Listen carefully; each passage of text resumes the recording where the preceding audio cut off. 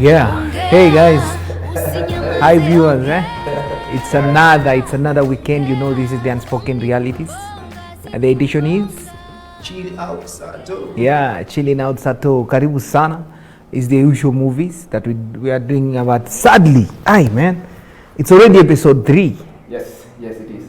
It is episode 3 of Kimya. If you didn't watch episode 1, episode 2, today it's episode 3. Make sure you watch them. They are all still on the GVRC Facebook, and you can also get them on the GVRC YouTube page. Yeah? So on Facebook it's Gender Violence Recovery Center, and on YouTube it's GVRC Kenya. Ensure that you follow us, subscribe, and let's have a good time. Yes, our guy with many titles. So tunamaliza Kimya, man. Yes. Can you tell us what to remind people what was in episode 1, episode 2, and what should they expect in episode 3? Okay, episode 1 of Kimya, we had a situation whereby now we were establishing what had happened. Now, the mother, having established that the girl is pregnant, a minor is expectant, then having also established who is responsible for it, and of course Joseph and the sister wakiruka hiyo story yote na wakaleta ngori tu sana kabisa. They have the means, they have the money, they have got the resources to silence this whole family. In episode 2 tunapata kuweza kuona now the choices that are available to this family. Mamake anaweza ongelesha GVRC na apata help from outside there, and of course the help comes in na wanapata kuweza kupata help from there. Also, we also get to establish how this whole thing happened, what kind of environment led to this thing happening, and maybe some of the things that maybe could have been avoided or even prevented before time, maybe, and also get to understand what's going to happen next. Now, in episode 3 is where we are going to is where now everything, now the culmination of everything else. Know that some forces are at play here. There is money involved, there is wealth, there is family ties, there is the dilemma that the mother is in, and of course now the authorities know what is happening, or GVRC knows what is happening, and they're lending in help. And there's so much that is happening. There is a strong will to try and disrupt everything and cover up for everything. A strong will and high motivation also involved. So there's so much happening in this episode 3. Labda wase tu watch alafu tujuniaje. Yes, so that's why you should not miss episode 3. James, what are the key highlights in terms of the insights from episode 1 and episode 2? Remember the story that Devane is helping us tell. I'm wondering which title to use. Scriptwriter, producer, director. Actually, atatuambia jina yake. Nasikia ni producer. Tuambie jina bwana. Alright, sasa inabidi. Okay, my name is Devane Wandera Apondi. I'm an actor by profession. I'm a producer, director for film and theater, and I work with the Royal Theater, and which has done this movie in conjunction with the that is the Hall of Fame Entertainment, and of course having been highly worked on or facilitated by GVRC. And I didn't mention to you earlier on that I am also the Secretary General for Kenya Cultural Center Association of Artists. So usanii ni sisi na iko ndani yetu. So we are telling this story in partnership with GVRC. So, yep.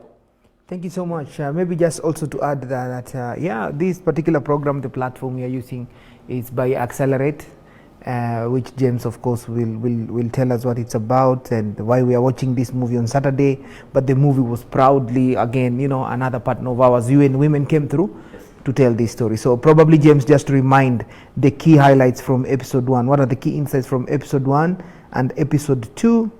And why do you think that Accelerate is doing this? So that we can go right into watching the movie. Yeah, I know people are waiting. What's wanangoja ni finale, man. I know how exciting that thing is. Yeah. So for episode 1, we got to see, we got to understand the idea of family ties and how they influence decisions that we make.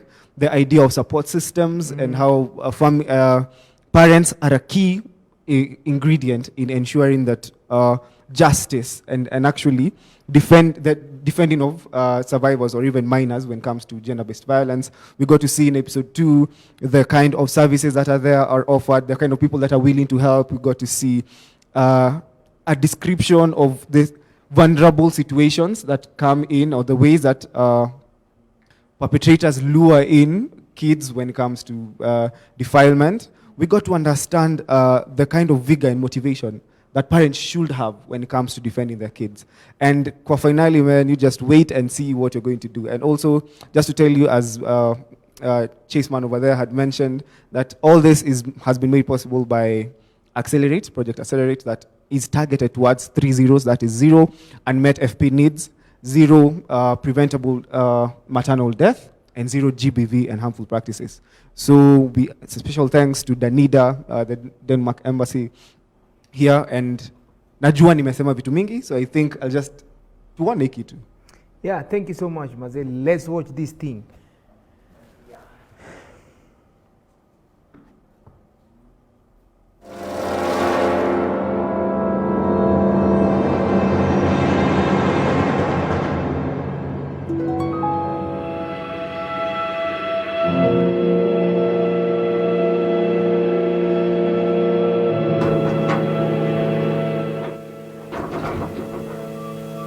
Hey, yani Wambo hata maji huwezi funga.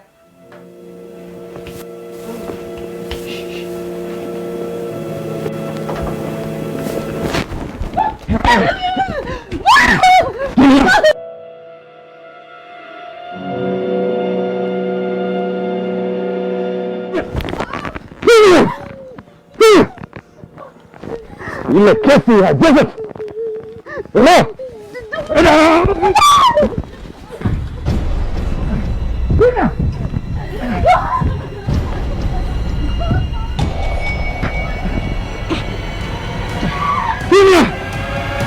Nipe kwa makini. Yule mimba mfanya abortion, kama sivyo taingoa sisi kama visi, wasikia? Wala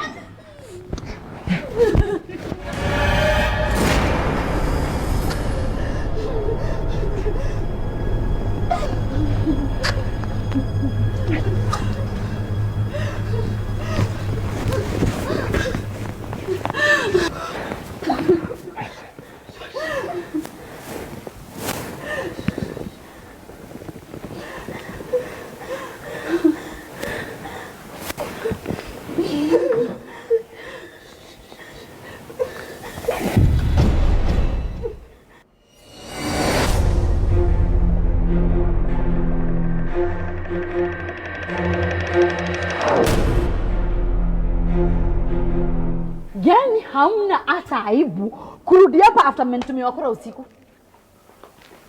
Beatrice, wakora wagani? Sisi ni familia. Tuko hapa ndio tusaidiane kama jamii. Beatrice, mimi ni mtu mzima na nawajali. In fact, nitaendelea kulipia Wamboi shule hadi amalize shule. Nitaendelea kulipa hadi ile time atamaliza shule. Hata kama sio mimi nilimfanyia hivyo. Hata kama nasingiziwa tu. Niko na utu and I've grown so fond of you. And Wambo, I've grown so fond of you guys. Sitakaa kando uendelee tu kupata hii shida mimi nikiwa hapa. Hii mambo tuongele tu tumalizani hapa kama familia moja. Hii story ishe. In fact, mimi na Margaret tutampeleka kwa daktari ili aweze kufanyia abortion. Msichana arudi venye alikuwa kabla hii story yote ianze. Ndio hata corona ikiisha, shule zikifunguliwa, Wambo apate chance. Arudi shule endelee. Wewe ndio unasaidia wajinga kama hawa kuendeleza unyama kama huu. Kuharibu watoto wadogo thinking they will get away with it. Beatrice, This you won't. Oh, Your cousin, my brother. Maneno ya family. So you think itapotelea tu maneno ya familia? please Beatrice. Please. Please nini? You are not getting away with it. Tusalishe tu hapa Maneno ya kinyumbani. familia. Maneno ya familia, Beatrice. Ni hapa.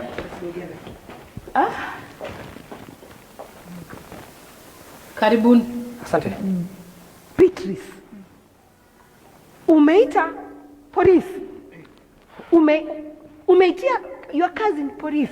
You want your own blood Joseph. to go to prison. Nimewaita. Justice must be served. This is your cousin. Joseph. You are the first suspect in this intrusion case that happened here in this house last night. Kwa sababu ya hiyo story, you are under arrest for attempted robbery, attempted rape, attempted defilement, and... Nini, mami? Mr. Wakili, these are family affairs. Family affairs are supposed to be solved within kinyumbani. This is a cousin. Hii maneno kusema kwamba mambo isolve nyumbani ndio encourage watu kama hao kuendelea za dhulma. Video sana dogo kama hawa. Haiwezi kuwa namna hiyo. Mr. Wakili, huyu ni cousin ya huyu. Maneno ya kinyumbani. Actually, Wambui confirmed. She was not forced. Meaning she gave consent. Alikubali ofisa. Mtoto mdogo? Yes. Mtoto mdogo? Yes. Sheria inasema kama msichana yote au mvulana aliye chini ya miaka 18 hana right of consent. Whether alikubali ama hakukubali, hana right of consent. She confirmed. Mtoto mdogo alikonfirm. She was not forced. Hata hauna aibu. Peleka mtu ndani. And actually, Mr. Wakili, you have no evidence towards this case. Wacha DNA test iweze kutoka nikajua kama haujui. You have no evidence. Nakuja kukusaidia. Nitakusaidia. Kwa sawa? Niko sawa. Ilikuwaje after all that intimidation ukaamua kwamba kesi endelee mbele? Notice wanaweza fanya mtu yoyote ama mimi anything at any point when they want. Sijali. Tutashughulikia haya maneno. Asante sana wakili. Thank you.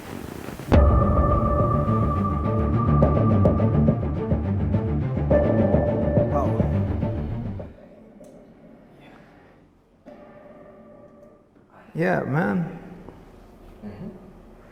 James, what do you take on that particular, the last episode, episode 3?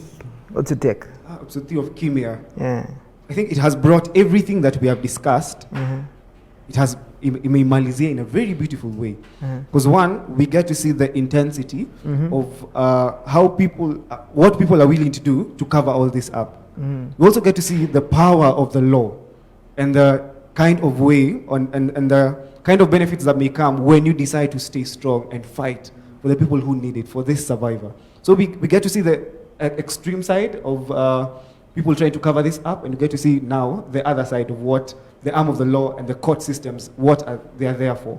So I think it's a really good culmination of getting to see benefits za kukosa kukimya, benefits za break the silence. Yeah. Very true.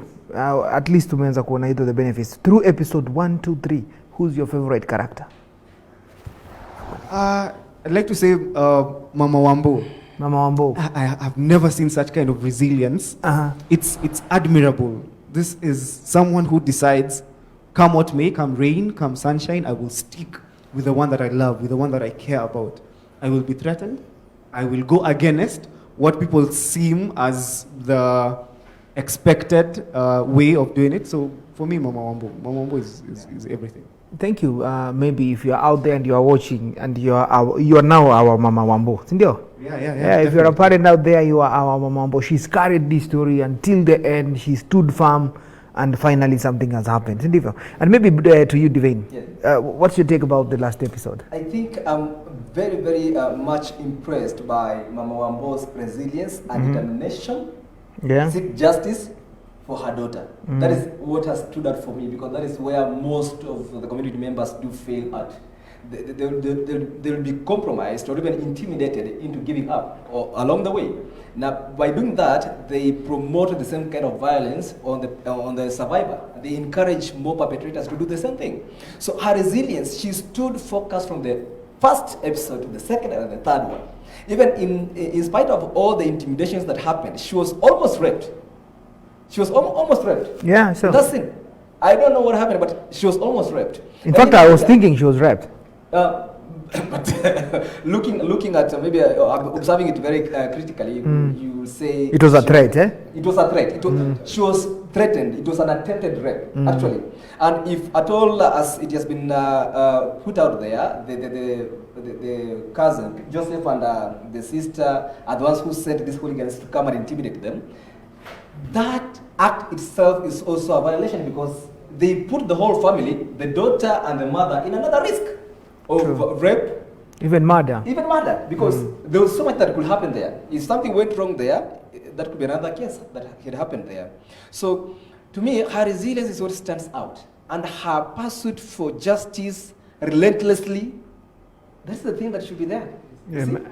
For real. Ingekuwa ni wewe kabisa kabisa unatumiwa kora na kuja kwa nyumba yako usiku kabisa na harass kiasi hicho. It's difficult. It's difficult. Uamka asubuhi uendelee hiyo story yote. It's very difficult. Very true. That is what happens mtaani. And then I have this question. I think somewhere in between the episode, the last episode that you are watching, we saw a very calm Joseph. Kiburi ni kama ilikuwa imeisha. Did you see that? Yeah. Joseph ni kama alikuwa ametone down kiasi. We saw a Joseph that looks a bit humbled.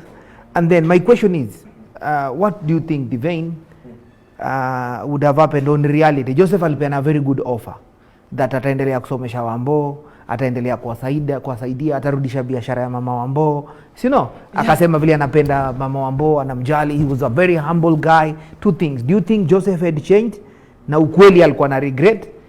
And mama Wambo, hebu angalia situation. What would happen if she accepted this? Speaking the truth is that Joseph that we are seeing there is not a repentant Joseph. It's not a Joseph that has reformed. It's a Joseph that is seeking a way out of this whole mess. It's all about Joseph. It's all about his own safety, his own getting away with the act that he did, getting away with this crime. That is what he's trying to do. So having realized that the first time they intimidated them, they threatened the family. Second thing is that they intimidated, they sent hooligans here. It also failed. The third thing now is to come now in a humble manner to try now to appeal to their soft spot to get away with this whole thing, which doesn't really work out because hata kama mnyenyekea kiasi gani anapeana ako na pesa, anapeana so much for this family. Ingekuwa mtu mwingine kule nje labda angeweza kuaccept kitu mara moja na aweze kusonga mbele nayo, aweze okay, hii ni familia yangu, blood ties ziko involved, wameweza kuoffer kuweza kutake care of the kid na kumshughulikia vizuri kabisa kwa poa, not only here, even in the future, education so much. There is the financial constraint that this woman was going through. Maybe angekuwa also enticed to accept the offer and even move on. But we get to see her resilience is something else. And then the girl also from the other side, I think she was expecting justice. Very true. So she stood firm. The mother stood firm throughout, in spite of all these kind of enticements. Very true. Maybe James, I almost called you Joseph. Thank you very much for the guys who are watching. Laban Miruri, Chris Bugwa. Hey, I can see somebody Sugu. Thank you guys for watching and DMing. They say we should do this more. James, I'm asking, from your own experience at GVRC, such cases that we are seeing, do you think that there is sometimes people who decide to take this kind of settlement and settle them outside court?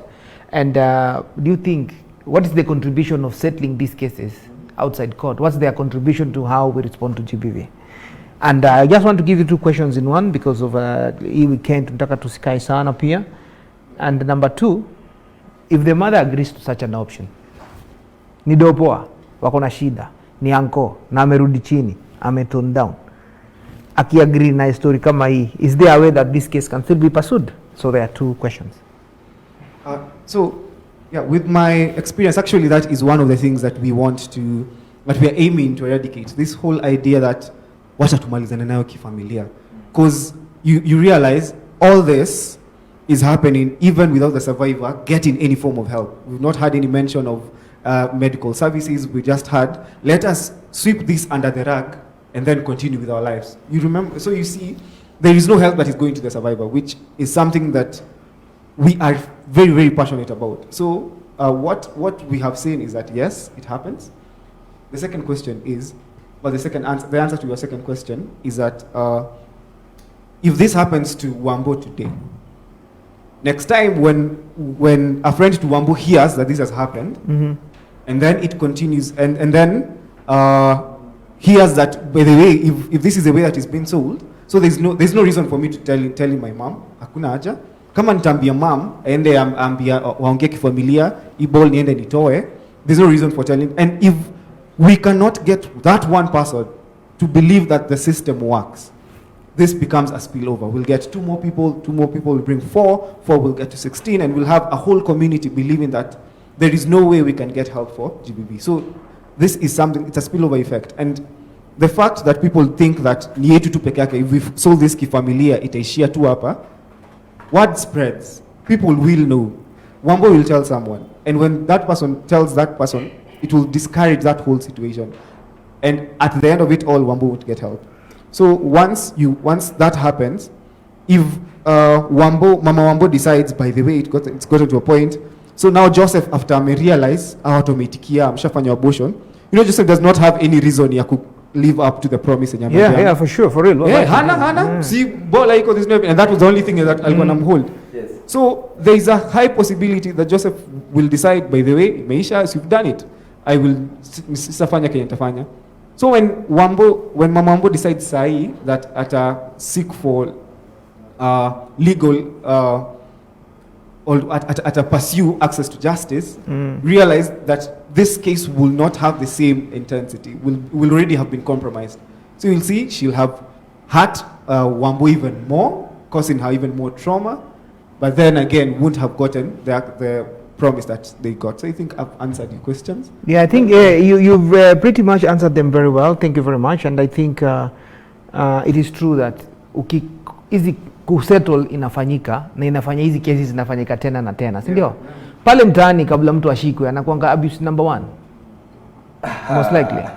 most of the times haiwezi kuwa ni hiyo, because kama mtu aliweza kuwa nafasi ya kuweza kuendelea kufanya the same thing over and over again, hakuweza kuripoti the first incident that he did, first violation, the second one, and kitu ambacho amezoea ataendelea kufanya, ama mwingine labda ni yule hata mwenyewe alisikia mwenzake alifanya na hakufanya chochote, so pia yeye anakuwa more encouraged to do the same thing. And you mentioned something about if Mama Wambo could have accepted this whole thing. I think hata kama angekubali, the kind of effect that could come after to this girl, like maisha yake kule mbele bado kitu kingemwaffect bado. This was my uncle who did this to me, and my mother knew about it. She tried to follow it through but still was compromised, and then nikaachwa hivyo. Hata kama angekuwa hiyo body iliweza kutolewa, angekuwa damage, the whole thing bado itaweza kumwaffect bado maishani mwake baadaye. And as you mentioned, majirani pia na her peers also, so in a discourage more. Another point to note is the attitude of Joseph's sister. Unaona anasemaje? Hakuna kitu mnatuambia, I will handle it, I'll deal with it, ngoja tutaona. Anaambia kwamba wacha DNA evidence itokee ndio mtajua amjui. Anasemaje? Kuna kiburi fulani ako nako, like hakuna kitu mnanifanyia. Maybe this comes because she knows she has got the financial muscle that is needed maybe to sweep things under the carpet. Maybe she thinks that atenda kule mbele kotini labda haungani ama makarao so on iendelee mbele. But now the unfortunate thing is that hii kesi iko mikononi mwa GBRC na wanaipasu na wanapasu to its logical conclusion. Thank you. Thank you very much. And maybe just to ask, people maybe may want to know if they report, they come out, we've seen the systems are there, na wanapata support. Just a very direct answer. Mtaani watu wana believe the system. Mtaani wase wengi hawaja believe the system because of their experience ambazo wamekuwa nazo hapa nyuma kidogo, like they've tried this one imeenda hivi, kingine imeenda hivi, but not with GBRC.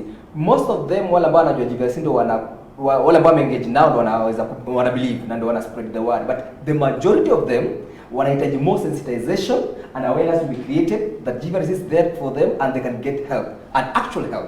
Thank you. Yes.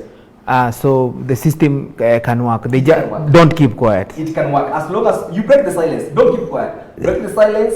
Songa mbele. It can work. Wow, thank you so much. That's amazing, man. Imagine tushachapa more than 30 minutes.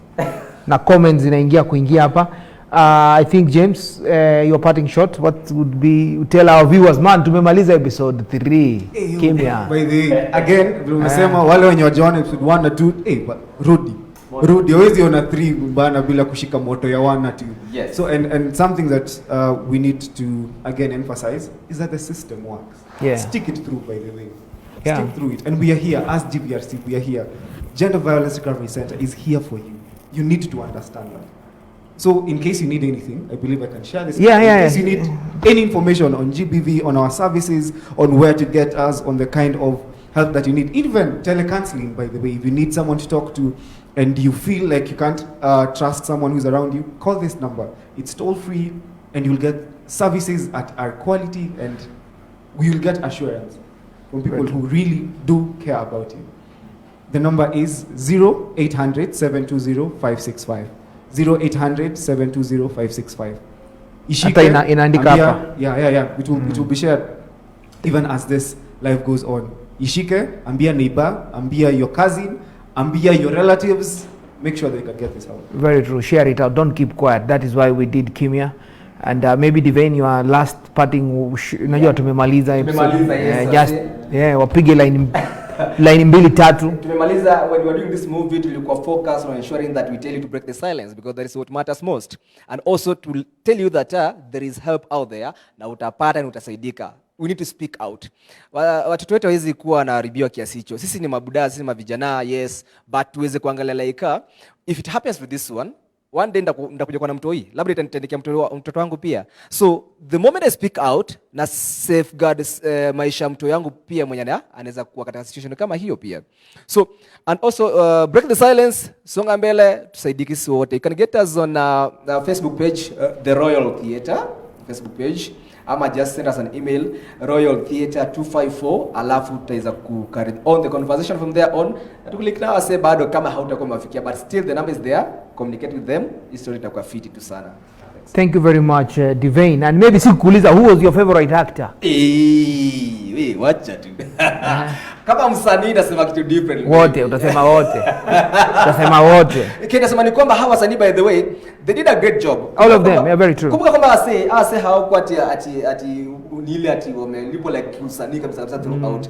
They came out this part of what we do as one of our way ya kuweza ku give back to the community. Yeah. Community theater outreaches in partnership with GVRC. Wasanii akajitolea kufanya hii kazi kiroho safi, na wamefanya kazi yao yote kiroho safi na wameweza kudeliver. Mimi, the whole team, I give it up to it. Thank you very much. And I know James had already said about Mama Wambo.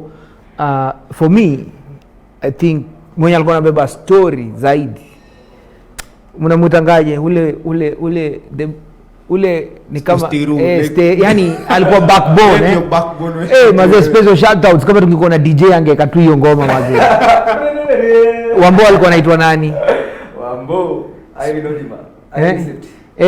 Wambo Irene Swift. Yes. Irene Odima. That girl didn't speak a word in the movie, but the movie was about her. It ilikuwa expressed. I think she's a good actor. She never said a word. Kwanza tumwangushie tena special credit to Wambo mwenyewe. And then another special credit to Mama Wambo. That woman was fire. That lady is a good actor, mazi. Facial expressions. Yeah. So if you also need to do something like this, anaitwa Alice Kimani. Alice Kimani, yes. Alice Kimani, Mama Wambo, mazi. Thanks a lot kwa kuleta ile message pale na kuisukuma. She's a very strong character, si ndivyo? Yeah, keep speaking for other women. Ni msanii mwenye amefanya so much, by the way. Kwa kitambo kazi yake ni msanii na ameshikilia kabisa. Yeah, she's also she's a true actor supporting the cause. Alice Kimani pia tumwachie mazi. Alafu kuna huyu lady mazee, huyu sister ya Joseph. Sister ya Joseph, but you know what people don't know is that Sister Joseph works for GVRC, and she's not an actor. She's not an actor, but she was able to deliver. Let it be noted that is not her opinion. That is not what she ni character. Don't fear coming to GVRC because director alifanya ile kitu. Special shout out to Rebecca Bitao. Yeah, thank you so much, Maze Becky. Keep on. I think you can also act to communicate and share the message. Yes. Of course, we had somebody who was acting as a lawyer and also as a person who was intimidating person. Nani mwingine mwenyewe? Sipokuwa Bazu, Divine. Big man. Thank you, Divine, for a good work, man. That was a good delivery, just being able to do this. And then we had Joseph, somebody called Joseph, and it was John Chege, and that is not me. And that is not me. And it's to humble brag. Special shout out to Joseph, whose name is John Chege, delivering, and also I think it's important that we give a shout out to Judy Mwangi. Judy Mwangi, the health worker from Women's. Actually, she also did a great job. She also did explaining on what we did. Yes. Thank you so much, Judy Mwangi. You did a great job in episode 2. Yeah. Thank you so much. Then there is Eric Mwiruri. Isaac Mwiruri. Isaac Mwiruri now was part of the gang that had been sent there to intimidate the family, and he had the knife. The guy who had the knife na alikuwa ameshikilia msichana mdogo, the guy. Yeah, we celebrate you for contributing to this, and also lastly we have not least we have Triza Mwongeli. Triza Mwongeli was the cop. Yeah, the cop lady. Man, so strong and tough. Come on, perpetrator. You see how the lady was? Didn't say a word. Didn't say a word, but No, the action. the presence. Aye, you could feel it, man. I think I've enjoyed doing the 3 reviews. Kabisa. But a disclaimer. Yes, I've not finished. Okay. And I've enjoyed doing the review of the 3 episodes. I say hata kama nimesema na mtaani, those who are just actors and they were doing their job as bringing forth the character and expressing whatever was in the script. That is not their real characters in mtaani kiwapata. That's not their real characters. But they were playing a part, playing a role which is just acting usanii ndani yao kabisa. So and if at all kuna msemaji anajua kule ndani kama anafanya kazi GVRC ama wapi, hiyo sio maoni ya GVRC, sio hivyo wanabeba, hapana. It was just a role play. That is it. Thank you so much. And I think we cannot end this without DOP wa hiyo DOP wetu CJ asa badala toka mbali, kijana mpole, kijana mdogo mpole, lakini anafanya kazi kwa roho safi kabisa. Kijana mpole mwenye Madrid. We took so many shots. Thank you so much. So many shots. For even finding his way from Kiambu to some bushes in Kasarani, asante. And lastly but not least, the executive producer who is GVRC. Yes. Maybe on behalf of GVRC we also say GVRC. So please, kama hujawatch hizo episode 3 msee, sijui unadu nini, go there, watch the episode, share with your friends each episode. On episode 1 share, on episode 2 share, on episode 3 share. Iko kwa Facebook na tena utaipata kwa YouTube, kwa YouTube ya GVRC maze. I think it's been a great 3 weekends. Tuonane next weekend, the usual chilling. Chill out Sato. Na ni maboys tu. Hatujaenda kukula mogoka ama hatujaenda kuona sijui football. Thank you so much maze. Tuonane na hivyo ndo nimeishia. Ni sawa tu mkuru. Haina shida. Thank you very much. Saidieni simu. Usinyamaze ongea.